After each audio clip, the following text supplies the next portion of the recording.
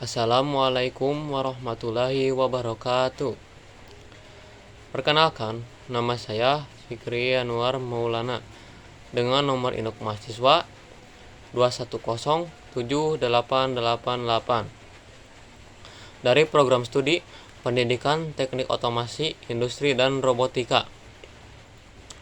Video ini saya buat dalam rangka memenuhi ujian tengah semester mata kuliah Pendidikan Agama Islam.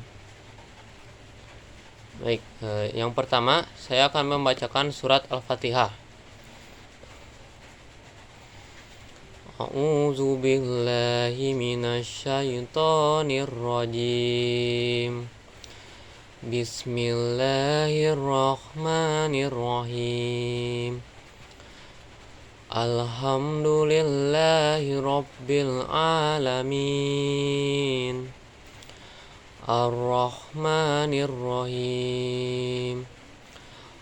Maliki yaumiddin.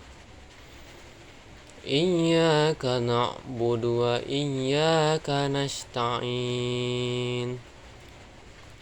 Ihdinas siratal mustaqim.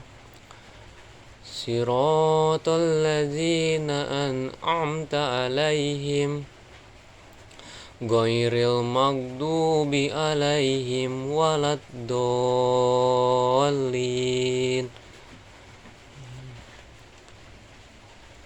Baik, yang kedua adalah definisi agama secara bahasa dan istilah menurut para ulama.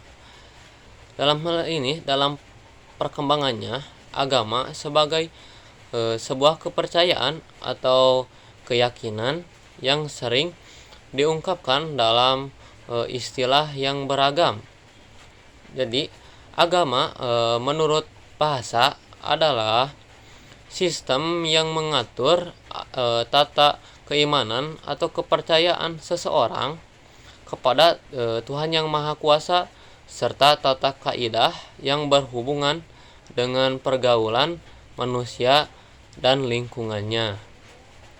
Lalu, agama secara istilah merupakan suatu kepercayaan kepada Tuhan Yang Maha Kuasa yang mempengaruhi kehidupan manusia serta mempercayai adanya hari akhir, sehingga agama sering berkaitan dan identik dengan budaya.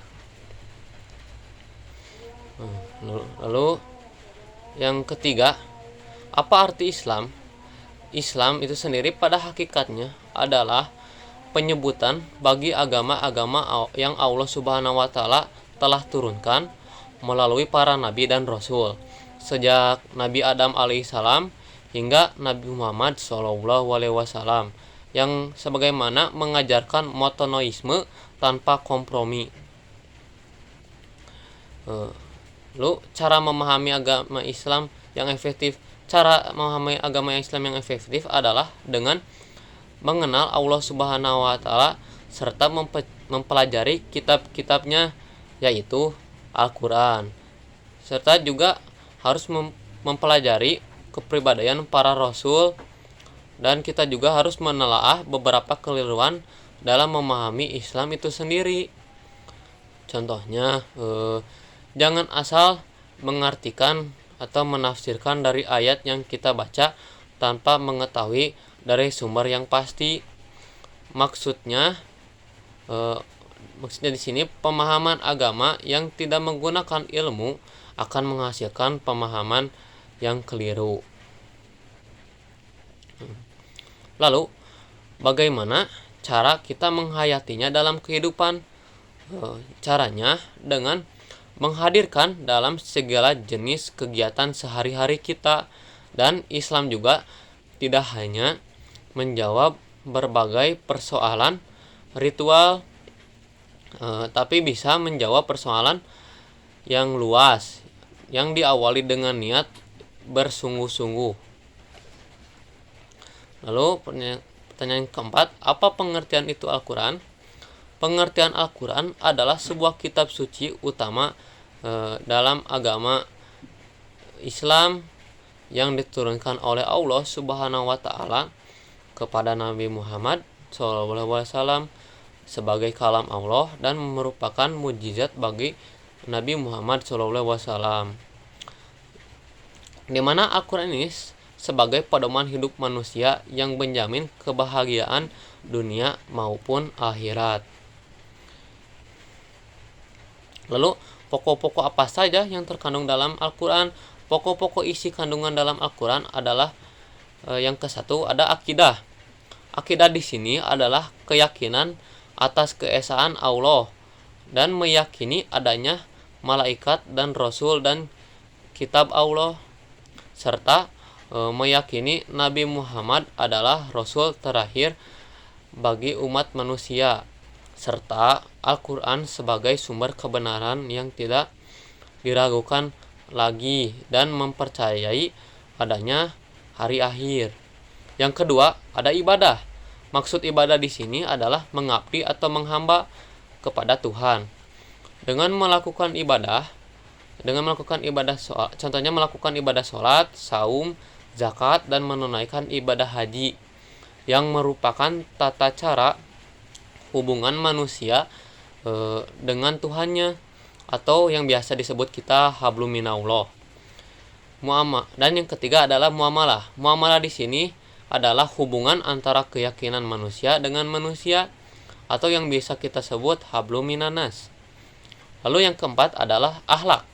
Akhlak ini adalah perilaku manusia yang baik lahir maupun batin. Lalu ada yang kelima, hukum. Hukum yang mana menjelaskan perihal hukum haram, halal, makruh, serta mubah.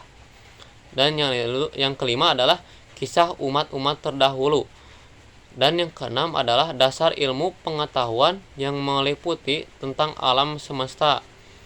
Isi kandungan Al-Quran juga mengungkapkan ramalan-ramalan ilmiah serta ditemukannya penelitian-penelitian. Lalu, bagaimana cara kita berinteraksi dengan Al-Quran? Caranya, yang ke-1, kita bisa dapat mengimani dan mempelajari Al-Quran. Lalu, yang kedua, kita dapat mendengarkan ayat suci. Lalu, yang ketiga, rajinlah membaca Al-Quran serta menghafal ayat-ayat Al-Quran.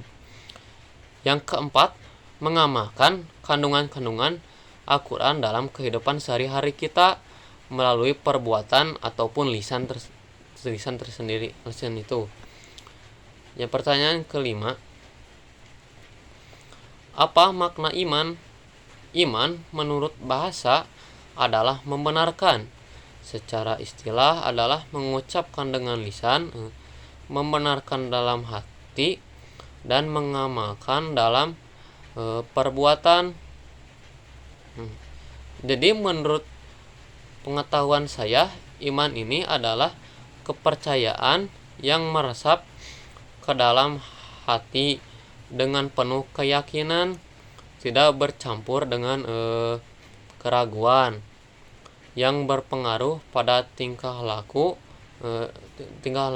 dan perbuatan kita sehari-hari. Lalu, bagaimana cara kita meningkatkan keimanan? Cara kita meningkatkan keimanan ada banyak. Yang ke-1, kita bisa dapat memperbaiki sholat. Yang kedua, mentadaburi Al-Quran. Yang ketiga, berkumpul dengan orang-orang yang soleh. Yang keempat, perbanyak bersyukur dan berzikir. Yang kelima, tidak terlena kehidupan dunia. Yang keenam, mempelajari ilmu pengetahuan. Yang ketujuh, kita dapat menjalankan perintah Allah dengan ikhlas. Lalu yang kedelapan ada menjauhi lingkungan yang buruk. Yang kesembilan, menjauhi hawa nafsu. Yang ke-10, mengikuti majelis-majelis ilmu. Yang ke-11, kita dapat mencegah dan menjauhi atau dapat mengendalikan hawa nafsu. Yang ke-12 yaitu kita dapat membaca buku-buku yang berkaitan dengan Islam. Yang ke-13, mentadaburi alam semesta ini. Sekian pembahasan jawaban yang bisa saya sampaikan. Mohon maaf bila ada salah kata. Terima kasih. Wassalamualaikum warahmatullahi wabarakatuh.